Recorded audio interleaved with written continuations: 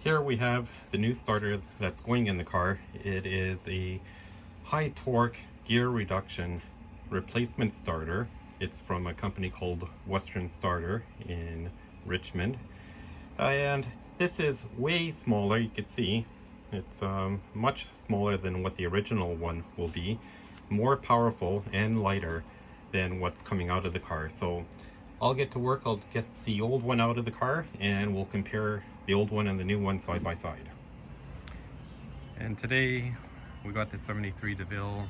We're working on an incline or decline here on the driveway. I got the car all blocked up and it is jacked up high enough for me to get underneath the car, and we'll take the old starter off. And the starter is down, way down there on the passenger side of the 472 engine. Starter next to the new starter. The original starter, first step that we do, disconnect the battery. So battery's been disconnected, jacked up the car, make sure it's safe and secure. And for connections on the solenoid, we have the one nut over here and two little ones over here.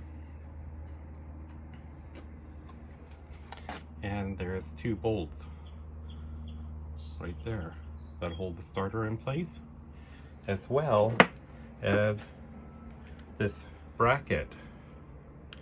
Because the starter is so big and so heavy, there's a support bracket that is bolted to the side of the block, and that helps to hold the starter in place when it's cranking over.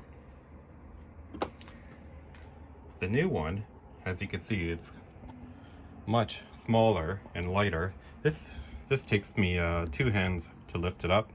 This one here, it's just a one hand, but it is remarkably smaller. Can you see that? Can you see the difference? There's no support bracket required for the new starter. This is a gear reduction starter. The connections are still the same. And for bolting it to the side of the block, it's still the same. The two bolts here and here.